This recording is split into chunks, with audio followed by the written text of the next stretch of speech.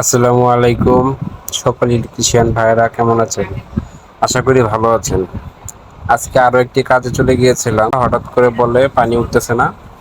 তো গিয়ে দেখলাম ফ্লোর সুইচ সমস্যা, ফ্লোর সুইচ কেটে গেছে। তো ম্যাগনেটিক কন্ট্যাক্টর ছাড়া ফ্লোর সুইচ চালাইলে যা হয়, ম্যাগনেটিক কন্ট্যাক্টর ছাড়া ফ্লোর সুইচ টিকে না, খুব কম সময় টিকে। তো ছাদে গেলাম, ছাদে গিয়ে দেখলাম ফ্লোর সুইচের সমস্যা। তো এমন অবস্থায় সবকিছু খুললাম, খুইলা আমাদের কাছে ক্লাম মিটার ছিল, মাপটাপ দিয়ে দেখলাম আসলে ফ্লোর সুইচের সমস্যা। তারপর বাড়িওয়ালাকে বলে নতুন একটা ফ্লোর সুইচ এনে আবার সংযোগ দিয়ে দিলাম। তো ভিডিওটি শেষ পর্যন্ত দেখুন।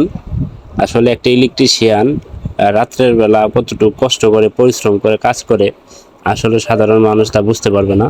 একটা ইলেকট্রিশিয়ান আর একটা ইলেকট্রিশিয়ানের কাজকর্ম, নীতিমালা সব কিছুই বুঝতে পারবে। তো এই কাজটি কেমন হয়েছে অবশ্যই কমেন্টে জানাবেন, ভুল হলে অবশ্যই জানাবেন, পরবর্তীতে সংশোধন করার চেষ্টা করব। তো আমি এমন একটা জায়গায় কাজে গিয়ে ফেঁসেছিলাম। বিষয়টা হচ্ছে, আমি যেখানে কাজ করতেছি ছাদের উপর, এটা 2 তলার ছাদ। তো উঠার কোনো সিঁড়ি নাই, এই 2 তলায় ছাদে ওঠার মতো কোনো সিঁড়ি নাই। ওনাদের উঠার একটা রাস্তা আছে, সেখানে মই বাজিয়ে উঠতে হয়। তো আমাদের যে স্ট্যান্ড মই আছে, সেই স্ট্যান্ড মইয়ের উপর সাপোর্ট নিয়ে আমি ছাদে উঠি, আমি এবং আমার হেল্পার। তো কাজটা মোটামুটি অনেক সময় লাগে, যেহেতু পানি ট্যাঙ্কি ফুল ছিল। প্রথমে বাসায় যেয়ে দেখি পানির অভাবে সবাই আছে, তারপর মোটর ডাইরেক্ট করে পানি উঠিয়ে দেই, উঠিয়ে দেওয়ার পরে আমরা কাজ কাম শুরু করি। তো এমন অবস্থায় কাজ কামটা কেমন হয়েছে, একটা ইলেকট্রিশিয়ান ট্যাঙ্কির উপরে উঠে ট্যাঙ্কির মানে কতটুকু কষ্ট করে যে তারা কাজটা করে, আসলে ভিডিওটি না দেখলে আপনারা বুঝতে পারবেন না। তো বিষয়টা হচ্ছে, কষ্ট ছাড়া কেষ্ট মেলে না, কাজ মানে কষ্ট, কষ্ট করতে হবে। তো আপনাদের মধ্যে এই ভিডিওটি ছাড়ার উদ্দেশ্য হচ্ছে একটা ফ্লোর সুইচ কীভাবে কানেকশন করতে হয়, কিভাবে লাগাতে হয়, এই এই এতটুকুই তুলে ধরা। তো আশা করি ভিডিওটা দেখে আপনারা বুঝতে পারতেছেন। ভিডিওর মধ্যে কোনো ভুল ত্রুটি হলে অবশ্যই আমাকে কমেন্টে জানাবেন, আমি পরবর্তীতে সংশোধন করার চেষ্টা করব। তো আশা রাখি আপনারা সবাই ভিডিওটা শেষ পর্যন্ত দেখবেন। এখন ট্যাঙ্কির ঢাকনা লাগিয়ে ফেলতেছি, মানে কাজ শেষ।